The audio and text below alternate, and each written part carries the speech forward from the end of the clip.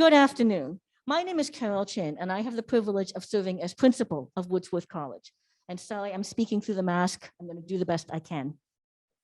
On behalf of Woodsworth College, I would like to welcome you to the annual Sefton-Williams Memorial Lecture. We are delighted to be holding this event in person again, finally, or at least virtually, hybrid, in person and virtual.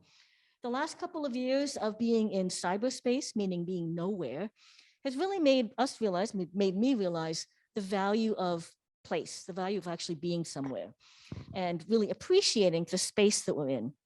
So on that note, I would like to acknowledge the sacred land upon which the University of Toronto operates. It has been a site of human activity for more than 15,000 years. This land is the territory of the Huron-Wendat and the Petun First Nations, the Seneca and the Mississaugas of the Credit. The territory was the subject of the Dish with One Spoon Wampum Belt Covenant, an agreement between the Iroquois Confederacy and the Confederacy of the Ojibwe and allied nations to peaceably share and care for the resources around the Great Lakes. Today, the meeting place of Toronto is still the home to many Indigenous people from across Turtle Island, and we are grateful to have the opportunity to meet, to work, and to share knowledge in this space. Woodsworth College is home to some 5,000 students. I never keep track of the actual number, 5,000 plus students studying in the Faculty of Arts and Science here at the University of Toronto. We are proud to offer access programs to post-secondary education through our Millie Rotman Scheim Academic Bridging Program, our Diploma to Degree programs, which work with community colleges in the Greater Toronto area. We are also very proud to collaborate, we've been collaborating for years, with the Center for Industrial Relations and Human Resources, with whom we co-administered the center's undergraduate programs.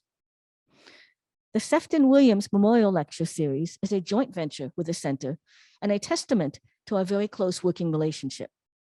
This annual lecture is dedicated to the memories of Mr. Larry Sefton and Mr. Lynn Williams. Larry Sefton's career in the labor movement began on the picket line in Kirkland Lake in the gold miners' strike during World War II. He subsequently led the 1946 Stelco strike and later held office in the United Steelworkers of America, eventually becoming the director of District 6. He earned the respect and admiration of those who worked with him.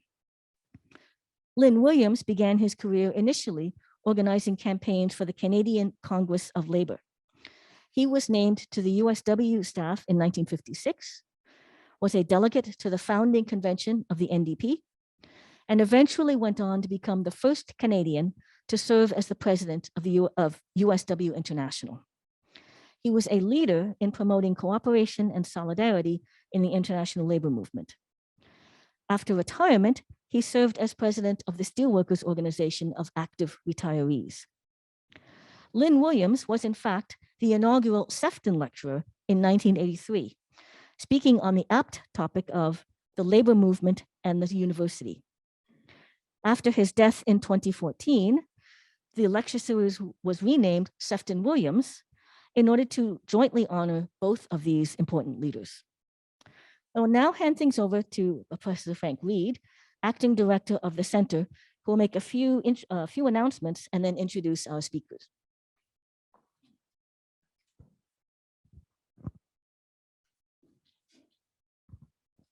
Yeah, thanks very much, Carol. I'm the associate director at the center and just temporarily filling in as the acting director while our director is away. So I just wanted to thank you all for coming here tonight, both those of you who are here in person with the faculty club and people who are online as well. So we have about 50 people or more, I think, registered for the online version. So this event is kind of historically a bit of a tribute.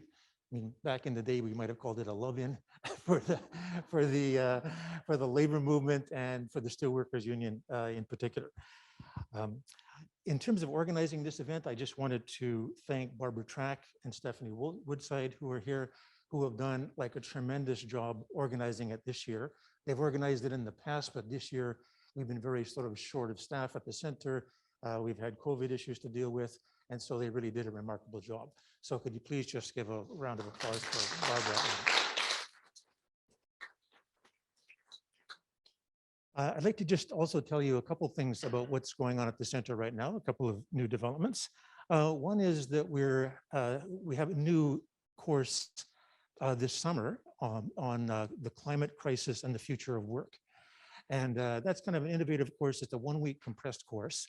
It'll be a course for our master's students, but it's also being done simultaneously with the Center for Industrial Relations at the University of Montreal. So it'll be there'll be simultaneous translation and lectures kind of in both places. It's also being this was sort of proposed at the last Canadian Industrial Relations Association meeting. So they're one of the sponsors as well. And what that means is that in addition to kind of bringing together the sort of the labor movement and the environmental movement, the sort of blue-green intersection, they sometimes called it, we're intending to have a number of practitioners in the same classroom with our master students. So we're looking for up to 25 master students and about 25 practitioners in Toronto, the same thing at University of Montreal. So this is kind of a very unusual format for a course. We're not sure quite how it's going to work, but we're very excited to be starting it. Second thing I wanted to mention is that as a result of a very positive review that the center had in its periodic review about 3 years ago, I think, the dean asked us to start a second new undergraduate major at the center. It'll be called Work and Organizations. So that will be in addition to our current major in industrial relations and human resources. And so that's got approval from the Ontario government just last month. And so we'll be starting to enroll students in that course this coming September. Well, the third thing I wanted to mention is that there's been efforts to establish a chair, a Steelworkers Leo Gerard chair in collective bargaining and worker representation at the U of T Center. And so I just wanted to thank the Steelworkers for their support and foundation contribution to that chair. So thank you very much. So if we could have a round of applause for the Steelworkers.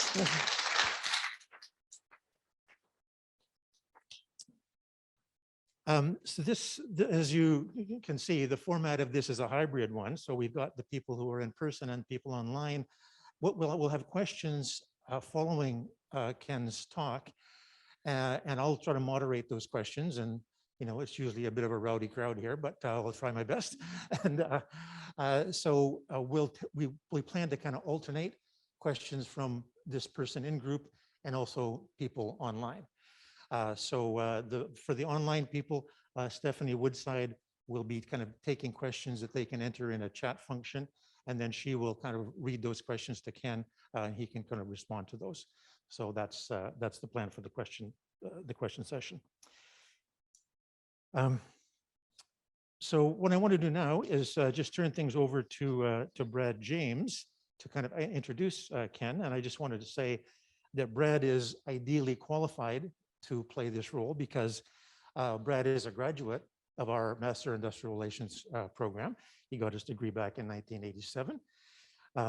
And I'm proud to say he was a former student of mine. And he was still complaining about his assignments here when I met him just a while ago. He also spearheaded an organizing drive for the Steelworkers at the staff at University of Toronto and other universities as well. In 1999, he received the Morley Gunderson Prize, which we give to our outstanding kind of alumni. And so he received that. And then in 2000, he received the Sefton-Williams Award. Brad is also currently teaching in our undergraduate program, an undergraduate labor relations course at U of T, a course which I taught for many years, and he's now teaching that. So over to you, Brad.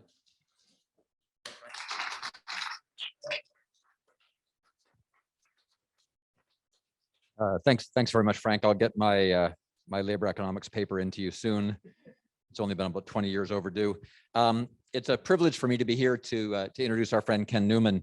It's also a privilege for me to briefly mention the names of Larry Sefton and Lynn Williams. It was in a labor history course here at U of T in '86 when I first heard the name Larry Sefton, in a course I was taking from Desmond Morton, the famous Canadian labor historian, one of the preeminent Canadian labor historians. And Des taught us a lot about the steelworkers. I began to learn about the steelworkers then, and about Larry Sefton and his commitment, his vision for industrial unionism.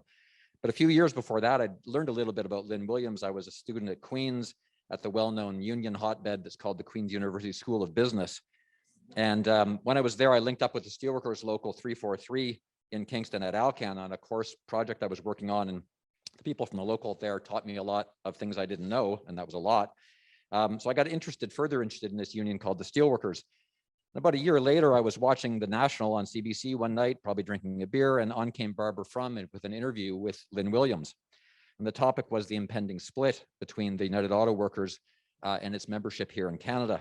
And I watched that interview with Lynn in the mid 80s, probably 85 or maybe 84. And I was struck by his intelligence and his level-headedness and his defense of international trade unionism, in fact, internationalism in general.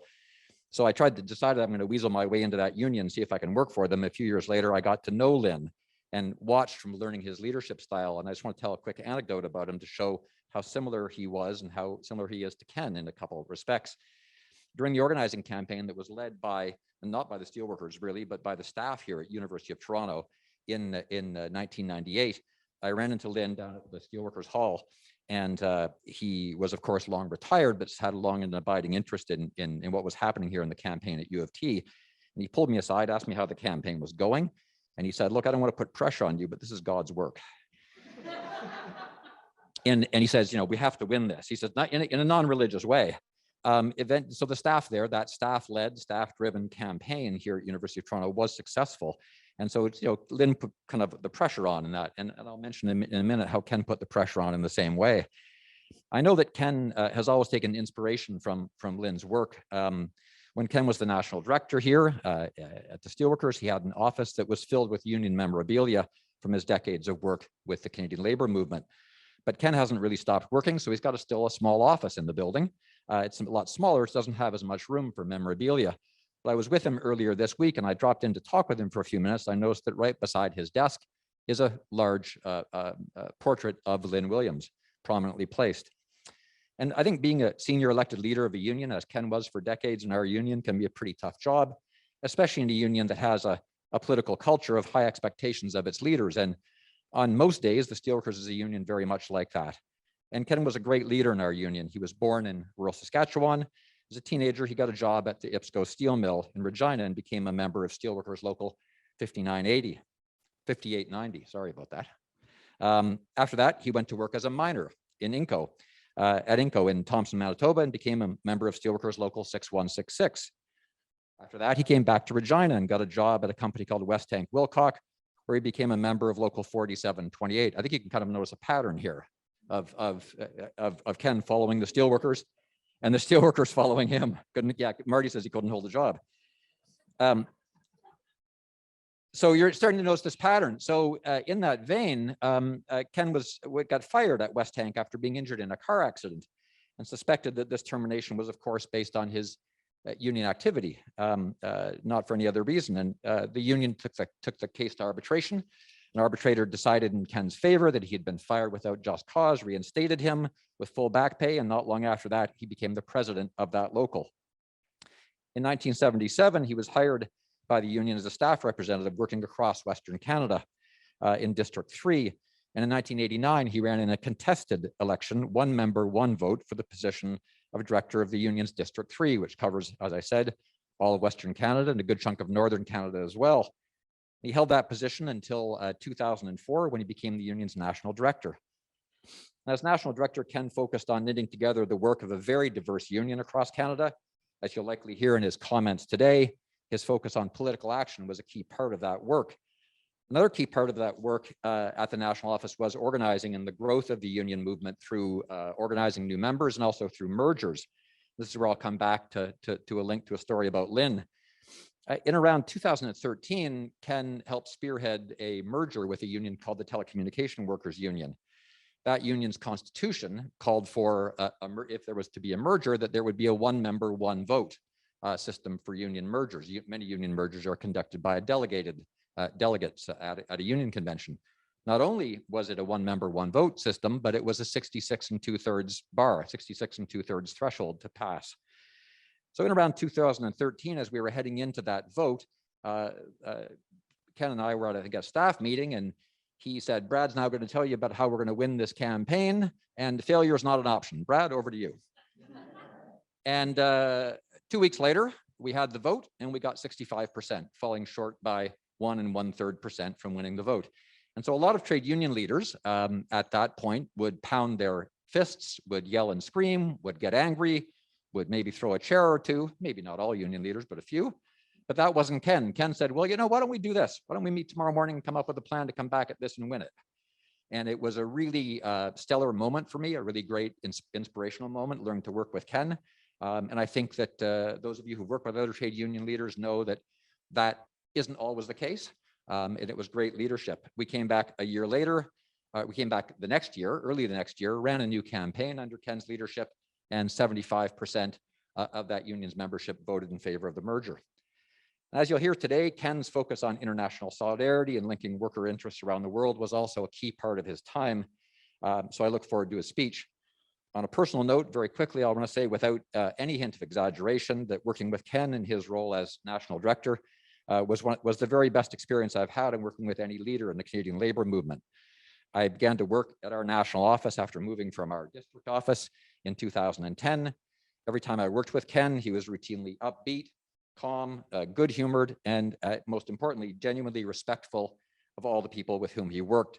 During stressful times, and there were more than a few, I never saw him lose his cool, even when he had plenty of reasons to do so.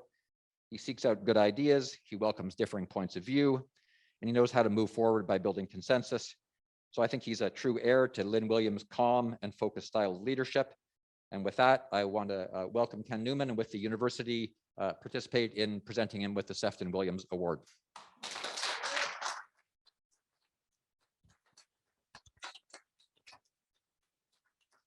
And I think that Frank, and I think they want to pose you for a picture.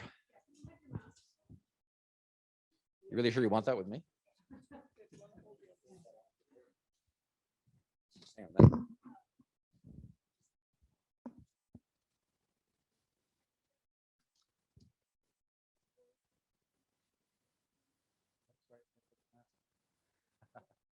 Brad, for that kind introduction. And with an introduction like that, probably the best thing I could do is sit down and say thank you all for attending, and let's move on. Look, it is truly an honor for me to be here receiving the Sefton-Williams Award and presenting this lecture. I want to thank the University of Toronto, the Center of Industrial Relations and Human Resources, and the Woodward College for having me here today. I'm always happy to be at this great university with over 7,000 members of the United Steelworkers where they work at. Larry Sefton and Lynn Williams were two great steelworkers. It is hard to express how much this means to me personally, to receive an award that's named after two influential labor leaders. Not only were they great for the labor movement, but they had so much influence on me personally and on my own leadership with the United Steelworkers. Today, I want to talk to you about one of the main accomplishments of my career. That is the work of the union building international worker solidarity, and how essential that is in the face of globalization and the ever more powerful multinational corporations. I grew up on a farm in Saskatchewan.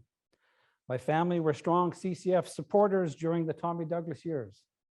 My commitment to social democracy and my loyalty to the NDP are directly tied to my roots. Still, you may wonder, how did a farm boy from Saskatchewan become so focused on building international trade unionism, working with labor leaders around the world to build workers' power? It goes back to the influence of Lynn Williams. Lynn was the first Canadian to lead our union as international president. This was during the worst period of decline in the North American steel industry in the 1980s.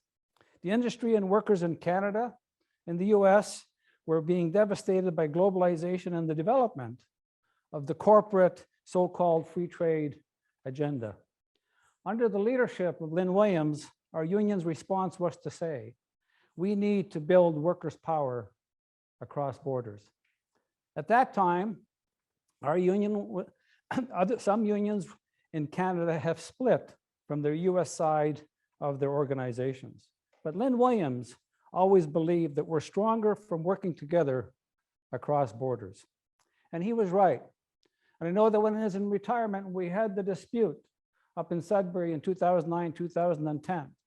I personally drove Lynn Williams up to Sudbury for him to witness the dispute that was taking place, because we had a mass rally from trade union leaders from around the globe. Lynn was in his glory because he has now witnessed the fact of something that he was involved in building a strong union that's going to fight globalization. And so in memory of Lynn Williams, I want to talk to you today about some of the key moments in my career as the National Director of the Steelworkers. I want to convey just how important it is to build the international connections between workers and union leaders around the globe. The globalization of capital over the last half century and the trade agreements that have enabled the globalization have not led to a rise in working class prosperity around the world. Neither has their corporate designed trade deals led to an end to military aggression, something that was predicted by many neoliberal economists in the 1990s. In fact, the rise of the extreme right-wing movements in politics is one of the reactions to increasing inequality and concentration of economic power around the world, including in our own country. I truly believe that the only way we can counter this phenomenon is through international trade unionism and true worker-centered economic populism. My union, the Steelworkers, has from its very inception been an international union. I know that sometimes folks on the left in Canada mock the term international when it is applied to unions like the Steelworkers.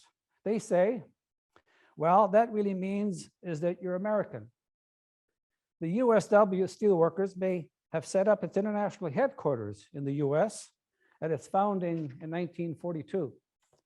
But as many of you know, our union emerged from simultaneously uprisings and organizing of steelworkers in Canada and the US in the 1930s and the 1940s. By the end of the Second World War, the Steelworkers Union was growing like wildfire in Canada and in the US. In Hamilton, Sault Ste. Marie, Sydney, Nova Scotia, Shefferville, Quebec, steelworkers, miners across Canada wanted a democratic international union. And they didn't care where its headquarters was. They cared that they'd have a union that would help them earn a decent living. Because that's what was true then, still remains true to this day, is that working class struggle is not and should not be bound by international borders. Workers around the world have more in common with each other than they do with the bosses, no matter where they live. Being part of a binational union continues to give the steelworkers a great starting point to expand beyond our borders to develop connections across oceans and around the world. Even in recent years, our work with our union in the United States was instrumental in pressuring the Trump administration to remove the steel and aluminum tariffs that were imposed on Canada. Without that cross-border action, I truly believe that these harmful tariffs would have stayed on much longer. Many of you will remember how the 1990s and 2000s, it often felt impossible to push back against the growing power of multinational corporations. They could just shift production out of the country, facilitated more and more by trade agreements. This affected our union, our members at the bargaining table. The threat of lost jobs and plant closures was dangled in front of us constantly. You would hear anti-union rhetoric all over the place. If wages are too high, they will just move the factory to wherever. So why bother? That was never acceptable to us, and so we fought back. It was daunting. It was sometimes felt like the forces of history were against us. But we plowed forward and we made an intentional decision to build worker alliances around the world. By the time I was elected as the Canadian National Director in 2004, the Steelworkers Humanity Fund has already been working around the world for 20 years. Lynn Williams had already been the first Canadian president of our great international union. NAFTA has already been around for in excess of 10 years. The dominant discourse was that trade agreements and giant corporations expanding internationally was going to be good for workers. It was the way of the future that would bring widespread prosperity. As trade unionists, we always saw the other side of that coin. Hundreds of thousands of members and other workers losing their jobs. Communities that were decimated in both Canada and in the United States. The disappearance of good manufacturing jobs was not offset by good jobs in other sectors here at home, and shifting production to other countries didn't help workers abroad. Those who worked with the Steelworkers Humanity Fund could tell you firsthand of the horror stories in Mexico and in other parts of Latin America.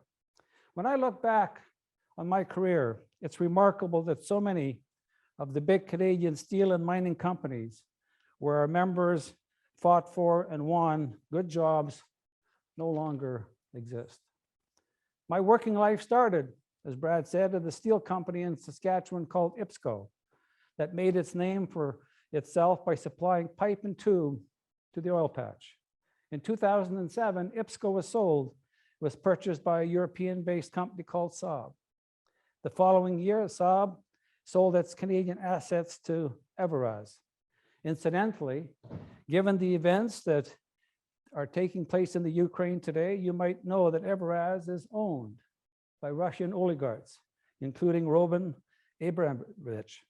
The point is that IPSCO is no longer a Canadian-owned steel company. Likewise, in Quebec, Sidbeck Dasco operations, once owned by the Quebec government, were sold to Lakshmi Mittal and are now part of ArcelorMittal empire, which also includes the former Dofasco in Hamilton. Algoma Steel in Sault Ste. Marie was taken over by Essar, an Indian-controlled company that was bought by a group of bondholders after Algoma's third insolvency in 20 years. Stephen Harper's government approved the takeover of Stelco by US Steel on the blatantly false claim that this would be a net benefit to Canada. By 2007, the Canadian steel industry was entirely in the hands of global corporations outside of Canada. As a side note, these foreign takeovers fueled our union's long-running campaign to change Canadian trade laws, to give unions the right on behalf of workers to file anti-dumping cases to protect Canadian workers against unfair and illegal trade practices. I am pleased to report that after years of persistent lobbying and advocacy by our union, and in particular, our rank and file members, we may have finally convinced the current government of the value of that important approach. Much like the steel sector, we're also seeing many Canadian mining and resource companies taken over by global corporations. In 2006, the sale of Inco to CVRD, later to become Vale, upended relationships and set into motion new conflicts that still have not yet been fully resolved. Steelworkers Local 6500 endured a year-long strike in Sudbury in 2009-2010 as Vale's Brazilian management attempted to break our union. In Labrador, our Steelworker Local 9508 was a large number of Indigenous workers has fought through an even longer strike, which lasted 18 months. The takeover of Alcan Aluminum by Rio Tinto in 2007 had similar consequences, which I will talk to you about in a moment. Canadian mining companies that were being swallowed by their larger competitors were themselves expanding globally. Teck, with its roots at Cominco and the giant now closed Sullivan mine in Kimberley, BC, invested huge amounts in the startup of copper mines in South America and Alaska. What was the response of our union in the face of those ownership changes and the globalization of mining and steel? It was not to retreat to a narrow type of nationalism. Instead, we reached out to union allies around the world to build union power globally. As Tecnomenco was exploring the investing in South America, we sent rank and file local union leaders from mines and trail, Kamloops to Chile, to share strategies and resources with miners working for the same corporate giants. We invited them back to our homes to share with them how we fought such companies when necessary and how we were able to work with them when we could. In Peru, we built a solid, decade-long relationship with the Peruvian Miners Union Federation, working on health and safety issues in particular. With the Valley takeover of Inco, we worked to create a global network of human rights groups, civil society, and trade unions called the People Affected by Valley. Together, we fought back and have built some counterbalance against the enormous power and the influence of that company. This network produced an anti-sustainability report that punctured holes into Valley's official sustainability narrative and raised questions of abuse of human rights and labor rights at Valley's annual shareholders meetings. In March of 2007 in Sudbury, leaders from 8 Brazilian unions representing the CVRD workers and union leaders from New Caledonia and Mozambique joined with their Canadian local unions to sign a solidarity accord. During 2009-2010 strike in Sudbury, we activated that network and sent striking workers to Valley operations around the world, including Indonesia, South Korea, and Brazil, to pressure this company. Global solidarity was in full display at a mass rally in March in Sudbury in April of 2010, which I had the opportunity to bring Lynn Williams to. The global pressure that the union brought to bear on Valley fueled the remarkable endurance and resolve of the steelworkers members during the months and months of the strike, allowing them to essentially fight the company to a standstill. The settlements that ended in 2009-2010 strike were not universally welcomed as great victories for the union. However, the struggle showed that the company and that workers were determined to stand up for themselves and their union, and that the company would have to accept the fact that the union was here to stay. The Valley strike also allowed the union in Canada to test its strategies that would be effective in the fight with Rio Tinto in Alma, Quebec, which was one of the defining moments of my career as the Steelworkers National Director. In 2012, Rio Tinto, which you all likely know, is a massive Anglo-Australian multinational, decided to play hardball with the steelworkers members at the Alcan, the aluminum smelter in Alma, Quebec, which is owned in part of its purchase of Alcan. Rio Tinto, the second largest resource company in the world, locked out 780 workers at the most important workplace in a small town of Alma. Rio Tinto has already, by that time, earned a reputation as one of the world's most anti-union resource companies, with a history of long strikes and lockouts in several countries. In Alma, they were seeking to replace retiring workers with subcontractor workers who would be paid 50% less than the average union wage. We realized that the only way that we could possibly win this lockout was to mobilize globally against Rio Tinto.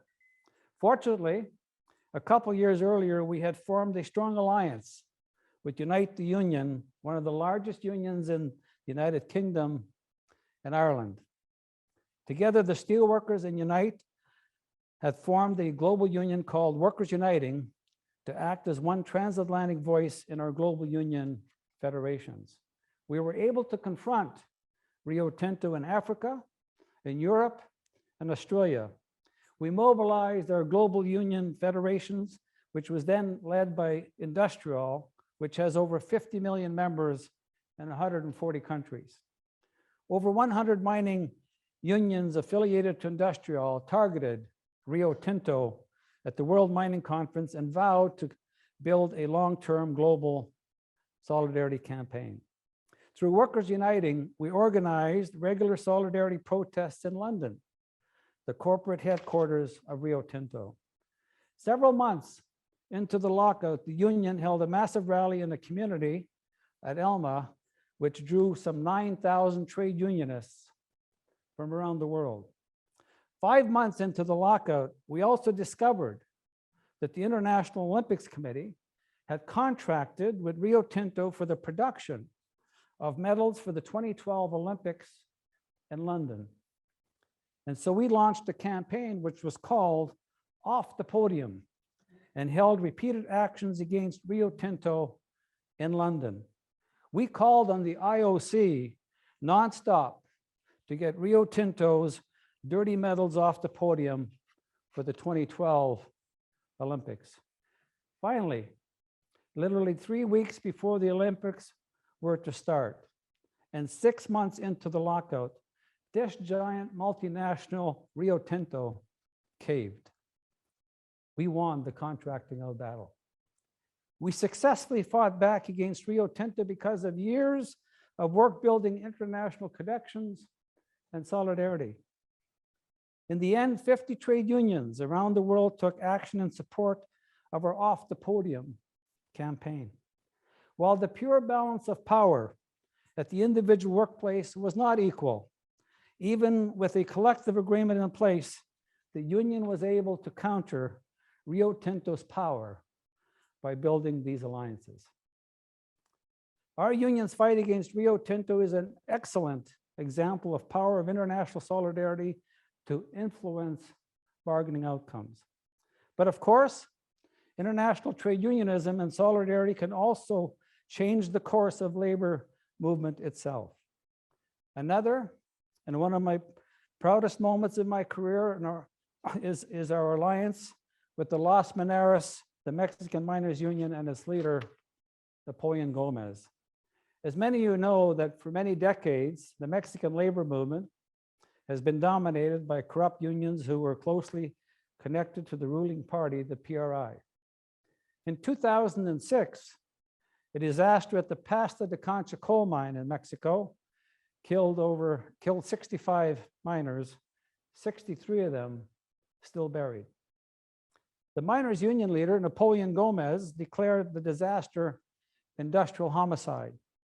The mine was owned by Grupo Mexico, and within a very short period of time, Napoleon was facing trumped up criminal charges and likely imprisonment, if not worse. He fled Mexico, and our union sheltered him in Vancouver. In Mexico, the miners' union was subjected to endless harassment by the authorities, including the imprisonment of one of the union's senior officials, Juan Linares, who was jailed, arrested on his way back from Vancouver, who was jailed for 2 years, 2 months, and 20 days without a charge. Meanwhile, our union continued to support Napoleon Gomez, who was in exile in Canada for 12 years. We pressured the Canadian government not to deport him and provide him with Canadian residency and Canadian citizenship. We brought Napoleon's case to the global trade union movement, and we supported Los Mineros in Mexico. Then in 2018, with the election of López Obrador as the president, all those false charges against Napoleon were dropped, and he was then welcomed back into Mexico. He has since been elected as a senator, and Los Mineros today is one of the most successful and militant unions in Mexico. It is fair to say that without international union solidarity, Los Mineros Union in Mexico would not exist. Indeed, the entire course of the Mexican labor movement would be different. Beyond Napoleon Gomez, the steelworkers continued to work with Mexican trade unions on building labor union capacity in Mexico. Through the demands that were made by Mexican trade unionists, these are important clauses now in the new USMCA to support legitimate trade unions in Mexico. No doubt that the support that we've given to Napoleon and all the work that we've done with Mexican trade unionists is one of the reasons we have seen a shift in the trade agreements over the past few years. The improved labor provisions in the USMCA revisions are a reflection of the growing power of workers. This change did not just happen. It came through concerted efforts and alliances between unions in North America. And the last example that I want to provide concerns the work of global union movement is in Bangladesh. We focused on international trade unionism not just on mining, but on other sectors of the economy where workers have been hit hard by the effects of unfair trade agreements. In 2013, the Rana Plaza garment factory collapsed in Bangladesh, killing over 1,100 workers.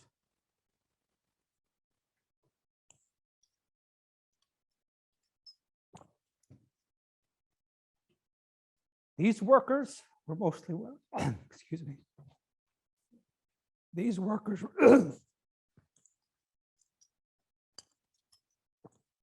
these workers were mostly women working in some of the lowest paid, sorry, got something in my throat.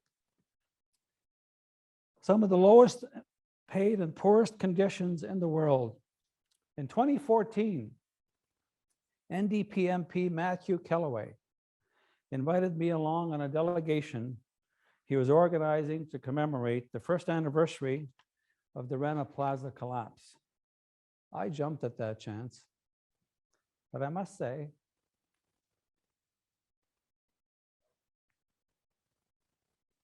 I wasn't prepared for what I saw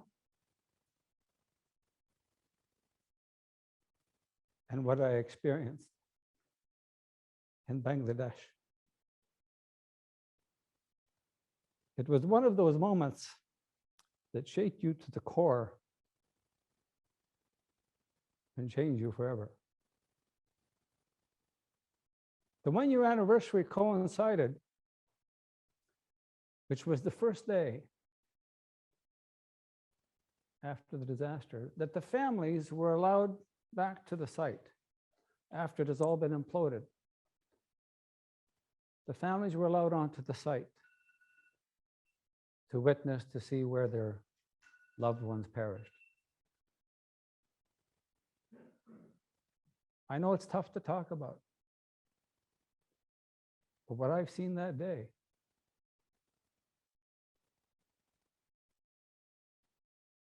mothers holding photos of their loved ones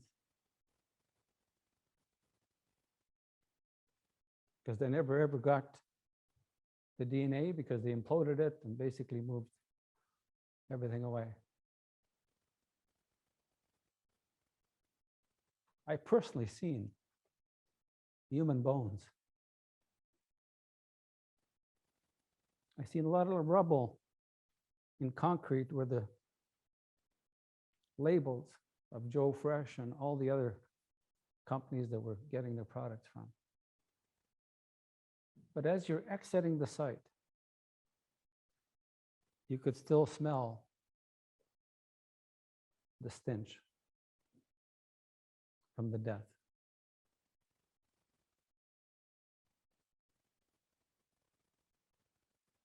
I used to say when I come back to some of my colleagues, if any senior corporate multinational witnessed what I've seen, I truly do not know how any of them could ever sleep at night. And as you know, just in a few days from now, on April the 24th, we will mark the 9th anniversary of the Rana Plaza disaster. The loss of so many workers and the injuries to many more had created an international outcry and led to the establishment of a groundbreaking Bangladesh Accord in the building and fire safety. As a result of this legally binding agreement between global garment brands and the global labor movement, a system credible independent factory inspection was created. The agreement mandates improvements to correct safety gaps, as well as worker training and credible complaints regime. The result has been remarkable. Factories in Bangladesh are much safer from the structural and fire point of view. But however, the global garment industry is still the poster child for everything that is wrong with corporate-led globalization. It is an industry designed to push profits to the top of the supply chain and squeeze the costs to the absolute lowest possible level and maintain poverty and misery among garment workers, with women often in the lowest paid jobs and facing some of the worst conditions. Following my visit to Bangladesh in 2014, the steelworkers again visited in 2016, in 2018, 2019, and the union has partnered with Canadian unions in a joint project with Kalpona at Kerr and the Bangladesh Center for Worker Solidarity. I know again our union next year is going to be traveling, this year be traveling to learn firsthand of what the impact has been among workers in the garment sector and about the ongoing violations of labor rights. Garment workers in Bangladesh work in factories supplying Canadian retailers, clothing brands including Marks, which is owned by Canadian Tire, Joe Fresh, which you've heard of, is Loblaws, and HBC. These workers earn $7 per day. That's not per hour. That is per day. It isn't enough to live on, even in Bangladesh. That is why our union, in part through Steelworkers Humanity Fund, have gone further than providing resources to training workers on the workers' rights in Bangladesh. We have taken on the Solidarity campaign in Canada to pressure the Canadian brands to pay a living wage through their supply chains. Some people wonder why we have done that. After all, the garment sector is not a steelworker type of industry. The answer is not complicated. First, it is obvious, it's an obvious injustice, and the fact that change is possible. If they so choose, Canadian retailer brands can use their resources and power to quickly take steps that will make an immediate change in the lives of thousands of garment workers, in particular women, in the lowest paid sectors of the world economy. Secondly, it's also a teaching moment. It's an easy entry into a discussion on corporate globalization. It's not hard for anyone to understand what is happening. The power of dynamics is clear. If international solidarity and local action can win improvements that reverse global corporate race to the bottom in the garment sector, we can use that as a basis for other fights in other sectors. Women garment workers in Bangladesh are leading this struggle, but we have learned we've got a lot further to go by building international global solidarity and bringing this fight into the global north. Finally, as our former international president, Leo Gerard, has often said, we can't pretend that we live on an island of prosperity in a sea of misery. If we don't find ways to address global income inequality, and if we don't succeed in building power that will reverse the race to the bottom, sooner or later, our living standards will fall, our own collective agreements will be undercut. So you ask, where does that leave us? I'm ending my career as the Steelworkers National Director at a time when we see a rise in nationalism and even fascism. But this is not the end of globalization that we hear about. Corporate power is still highly concentrated. Multinational companies have control over entire supply chains, from resource extraction all the way to the final products. We hear about the reshoring of manufacturing and producing more at home. And yes, this is one way to make sure that we have reliable supply chains and good community supporting jobs. But becoming more insular is not the way to build workers' power. We need more alliances between workers around the world. Some examples that we are working on right now are corporate due diligence laws.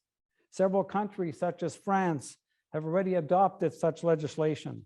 These are initiatives that will allow workers to fight back against corporations that are headquartered outside of their countries of operation. Just 2 weeks ago, here in Canada, the NDP tabled a bill on corporate due diligence to make companies that are headquartered in Canada responsible for the labor and environmental conditions along the supply chain. If passed, this will give workers internationally power to bring complaints against abuses along the supply chain, with the ultimate ability to access the Canadian court system. This is the type of international initiative that is driven by trade unions in Canada working with their allies abroad. It is the direct result of the collective work of our union and our Steelworkers Humanity Fund and mining and garment workers in the global south. Workers everywhere need a new trade regime. As steelworkers, we are not against the idea of trade, but we need change to the way we do the trade. We have seen Canada and other countries give lip service to this issue by negotiating so-called progressive free trade agreements.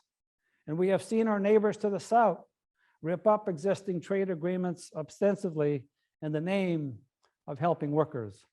But we have yet to see a real shift away from the corporate trade agreements that only bolster power or corporations in the global north. We need trade reforms that put workers in the front and center, allowing unions to identify and act when unfair trade is harming communities and jobs. We need to develop a trade framework that don't simply allow movement to the lowest cost jurisdictions at the expense of labor and the environment. Unions need to work together across borders to make sure that we have good paying jobs, the right to free collective bargaining, and gender equality, all while we move towards a decarbonized economy. Yes, we need to focus on cleaner manufacturing here at home, but we also need to work with unions around the world to ensure that good jobs aren't only available to a select few in the global north. In doing so, we build workers' power. We counter the dominance of multinational corporations. Continuing to build the international unionism is the only way to fight back against the rising fascism that is emerging in no small part due to the promises of the corporate-led globalization. So even though I'm retiring, I know that this fight will continue to go on, not only by the steelworkers under the leadership of Marty Warren and the other Canadian directors, but by unions around the world in every sector of the economy. Thank you for being here.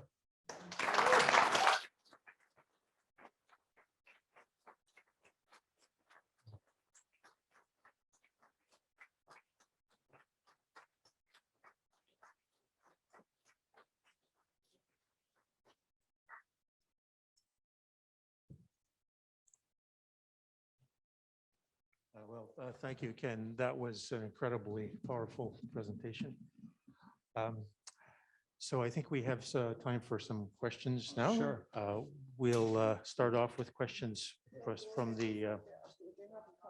Okay, so we're still waiting. So so we can take some questions from the audience. So what I think we can do is I'll bring the microphone for you to ask questions. And could you please just state your name and, if you like, an affiliation. and that'll assist, I think. So any questions for Ken?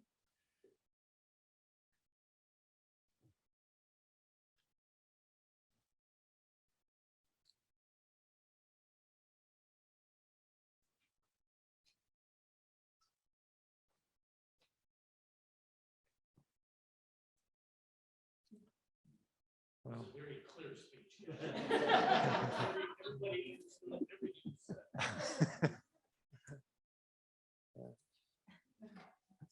Some good advisors.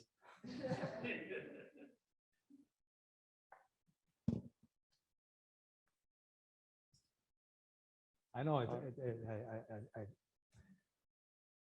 it's difficult when I talk about the Bangladesh thing, and it's just I've done it so often, and it just doesn't change. yeah, well, it's really powerful. Yeah. You talked about, yeah. Okay, so Stephanie has a question from the online chat. There was a great emphasis on international activity in today's speech, but some of the leading unions in the United States and Canada have on several occasions acted to influence the labor movement abroad to adopt a narrow business union approach, including by creating alternative union federations against communist unions, that's in quotation marks, while fostering splits with financial aid, including in France's CGT. Given US-Canada's legacy after World War II of fostering business unionism abroad, how will this current effort regain trust with union movements abroad?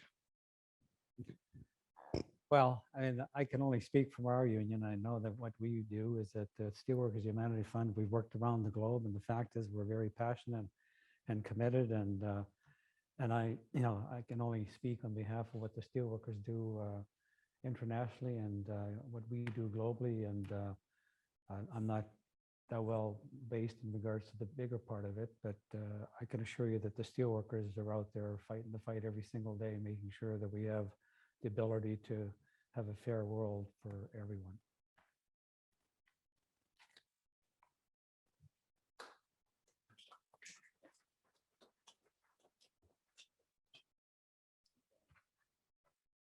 Any further questions from the in-person group?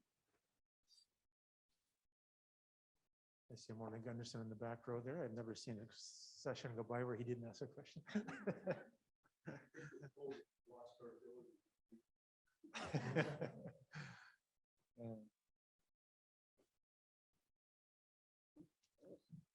Okay, is there any other questions online, Stefan? They're coming in through the chat, so let me just go back to the chat.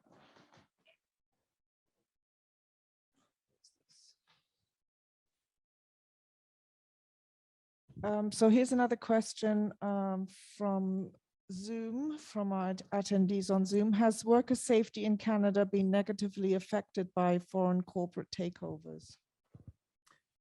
Well, this is another one that's you heard me talk about Bangladesh, and I think that as Canada, I'm embarrassed. In Canada, the record in regards to health and safety is terrible. The fact is that consistently for year after year after year, we still kill 1,000 workers a year. That does not include the amount of people. The ratio is 25 to 1 that people are disabled. Matter of fact, on May the 9th of this year, we're going to be the 30th anniversary of the Westray mine disaster. I know under the leadership of Marty, we're going to be doing an event at Westray, and this is an area that our union has fought for a decade to change the law that makes it now criminally responsible. That not that we want to fill the jails, but you kill a worker, you go to jail. And the fact is that we haven't moved the needle enough. We've made some progress. There was a case here in Ontario, Toronto, where you had the scaffolding situation where somebody finally did go to prison. The fact is it's not being utilized to the extent. So we've also had cases at Valley. I always tell one of the stories where we had 350 tons of muck that come down, which is ample advance notice, and two of our brothers got killed. And I always remember the mother testifying at one of our committee meetings that we had, and always remember this as long as I can, is that she said there's nothing worse than sending your son off to work with a lunch bag to only end up coming home in a body bag. And I just say to myself is that a lot of lip service when it comes to health and safety, and it's the trade union movement. And I know that our union's been at the forefront and continue to be at it. But if you look at the record of what's happening in Canada year after year after year, there's 1,000 people that lose their lives. There's 1,000 people that are not going to be home in a year from now to be with their loved ones, their children, or a family or neighbors, whatever the case may be. So there's a lot of work to be done on that. And a lot of that is accountable to the governments, the inspectors and whatnot. You got to treat it as a crime scene. So we are out in the forefront as the steelworkers. Safety means so much. You can't, you can have the best collective agreement, you can have the best benefits. It's useless if you don't have the ability to basically come home that night to be with your loved ones.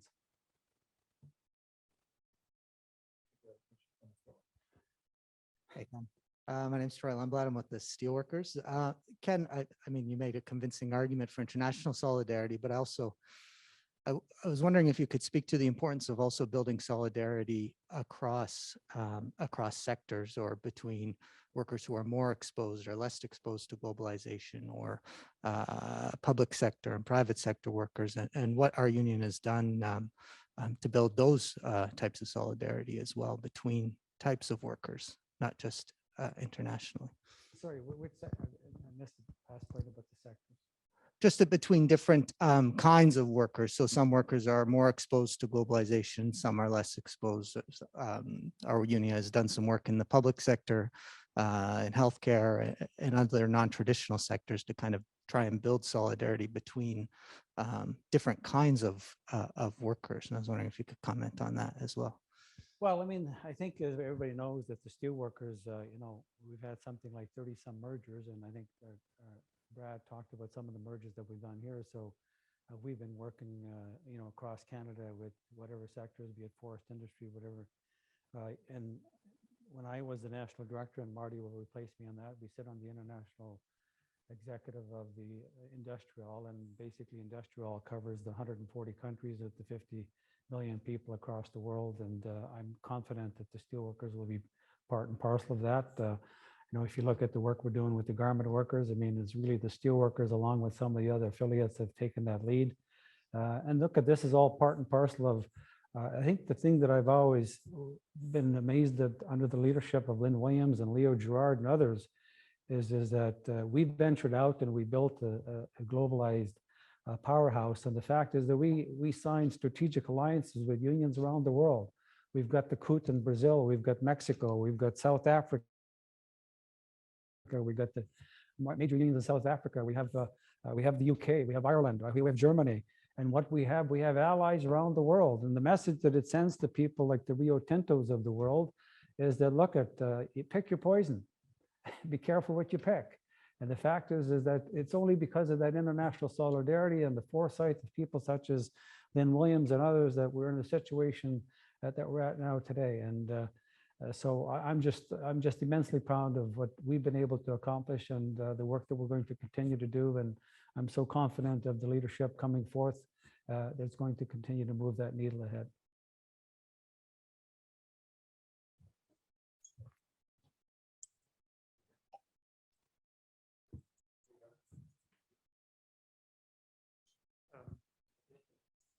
Morley Gunderson, Human Resources here.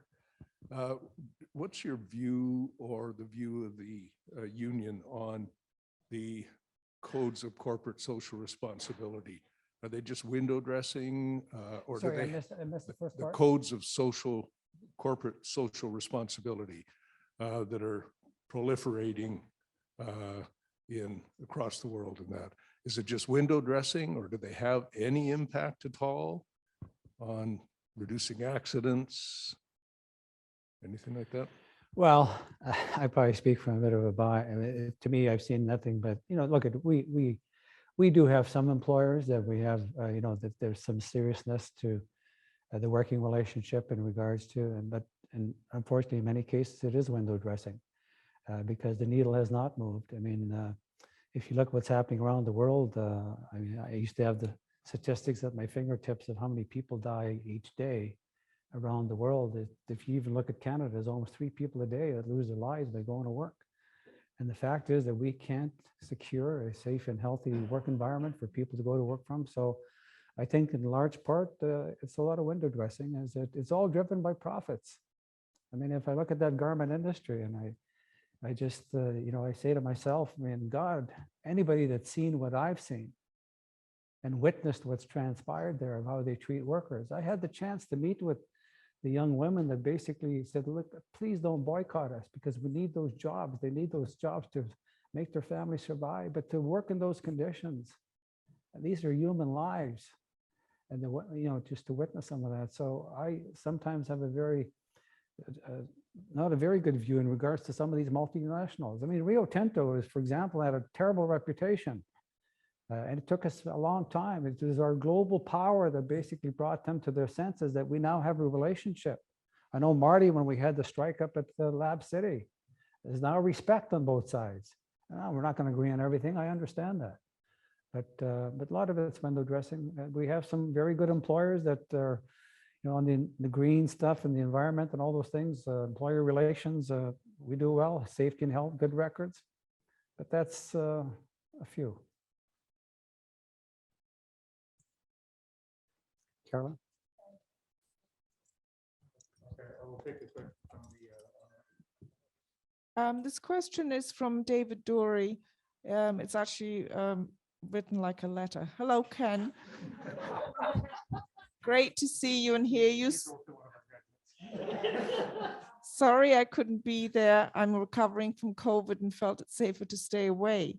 I wanted to ask your thoughts about the rise of populism in Canada that you touched on briefly in your talk. As you know, many people who are part of that movement claim to speak on behalf of the working class. Many union members today vote for conservative parties that are no friend of unions. Do you have any thoughts on whether unions need to do a better job reclaiming their traditional role as the voice of the working people, or on how unions might do that? Thanks, David Dory. Well, I mean, on the populism thing, I can only say to you that my entire life, I have been a staunch New Democrat. I've never, ever wavered. Even with the membership, I've been consistent throughout. The fact is that to witness what's transpired in the last little while, it's saddened. The fact is that, we see what's happening in the US. But I say that, look at, I don't believe in strategic voting. I never have. The fact is I vote for the party that I think is going to provide us with the best, the values that we particularly have. And that's always been my mission. And I recognize that not each and every one of our members is going to vote what Ken Neumann says or Marty Warren. The fact is that we lay out the facts. I simply put it this way, and on a federal scene, and I've been around for decades, is that I've seen liberal, conservative, liberal, conservative. We still don't have pay equity for women. We still don't have the bankruptcy laws. Finally, we're starting to get some daycare that's finally come after years and years of promises. We still haven't dealt with the Indigenous file. The list just goes on and on and on. So to me is that I've always been very pro when it comes to politics. Politics does matter. And I continue to preach to our members. And this populism thing is that it is no doubt that there's a real discord, there's a real mistrust out there in regards to the politicians themselves. It's just not a pretty situation. And but we've always been steadfast in regards to saying that I think I know where we stand, I know where our members, who's got our back, and that's what I'm more concerned about.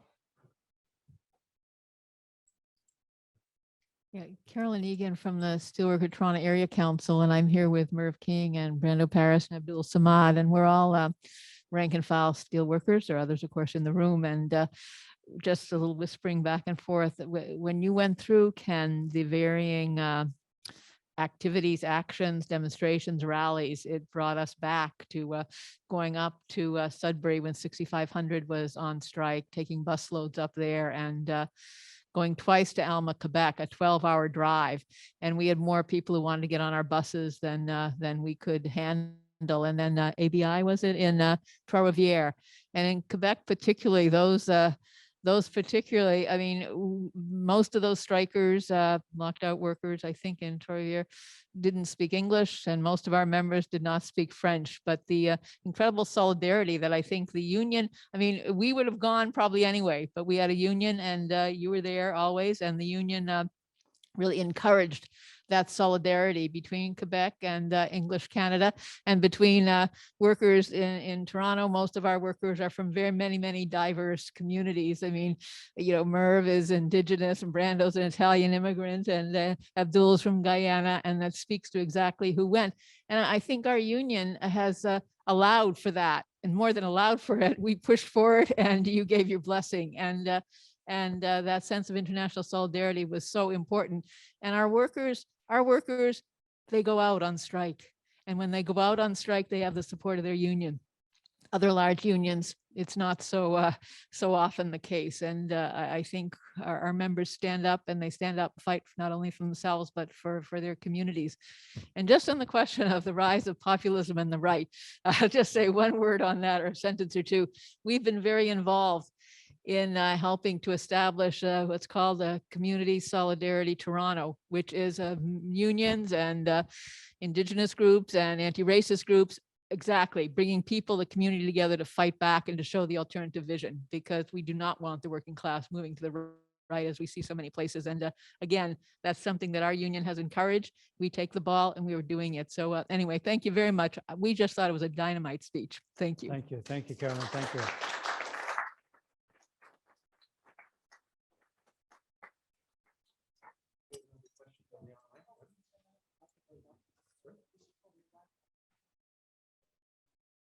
So this question is from Maxime Baru on from the Zoom attendees. What is your opinion about Canada's federal and provincial bans on striking during the lifetime of a collective agreement? This total ban is unique in the industrial world. Do you think it should be kept in place or repealed, and why? I'm not sure I understand. The ban on what? Not being able to strike during the term of an agreement. Provincial bans on striking during the lifetime of a collective agreement. Well, that's the law. I mean, that's, I'm not sure I understand the. What's that? Do you think unions should be able to just Well, is there lawyers around here? Yeah. I've done that too. But I think they call that wildcat. So, yeah, that's, I mean, look, it's, I think in Canada, the trade-off was years ago in regards to the right to strike, and to the arbitration process. And so that's the system that we have. And collective bargaining, you want to make sure, if anything I truly believe in, is that you got to make the collective bargaining process fair, and the right to strike, and you don't have, have anti-scab and all those other sorts of things. That's the proper way to go.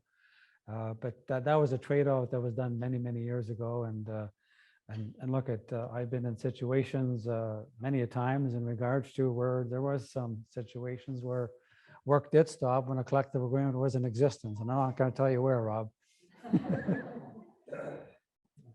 we have time maybe for one more question. Yeah. On the phone. Oh, you said you had-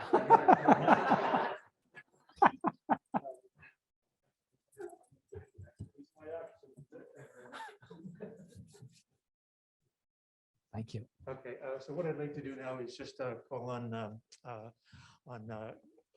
Barbara and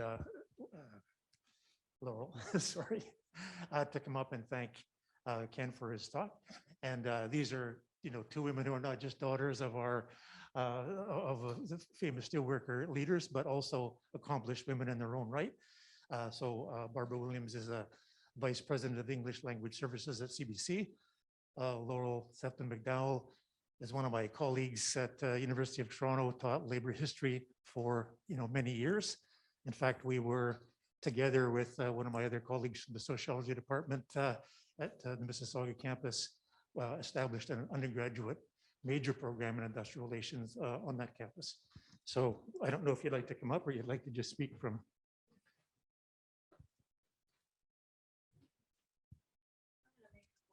Okay.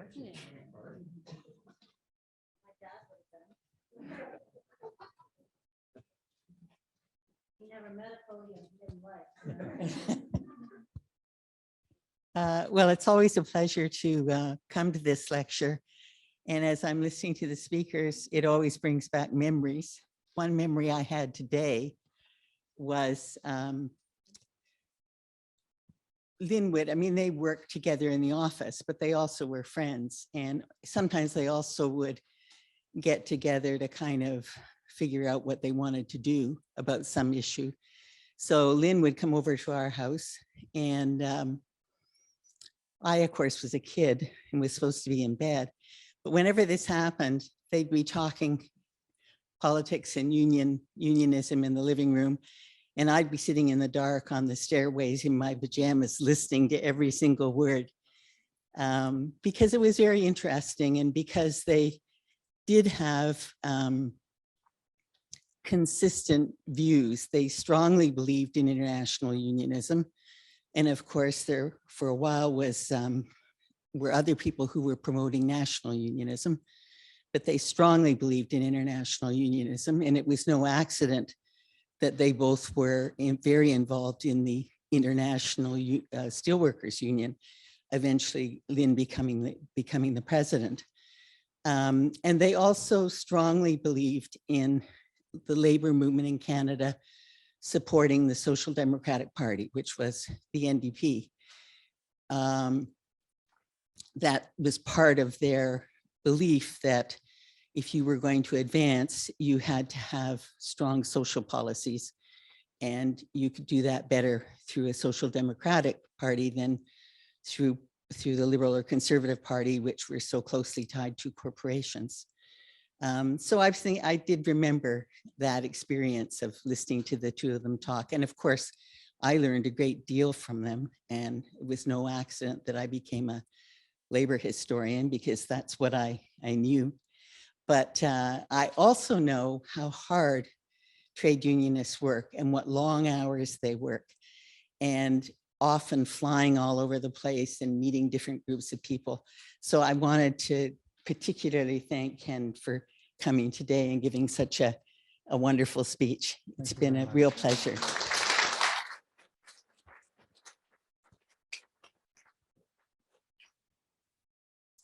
I remember your mom and dad. They were Mr. and Mrs. Sefton to me, and I would never have dared to call them Larry and Elaine. But what strikes me listening to you, Laurel, is that my dad and your dad were friends, and as well as co-workers, and that's a lot about that steelworker family. And just a word on that steelworker family, because I wouldn't be here tonight if you hadn't made a commitment to keep me a part of the steelworker family in the many years since my dad passed. And you know, Leo Gerard, I think, was the last person to come visit my dad, other than their very immediate family who were with him at the end. Leo and many steelworker colleagues made their way to Toronto to see Dad in those last years, and it was very meaningful for the family. And I thank you for that welcome. You know, I didn't have much of a chance to be a union member myself, but I was one briefly. When I worked, and I've had a whole career in media, which has its own globalization challenges. That's another conversation. But I was part of a group of us that organized the first local. It was a NABET local at City TV way back in the day. That would have been 1988, I guess. And we did our first little powwow meeting about how to go about this at Cecil Street. Dad thought that would be okay to let us borrow a room for an evening.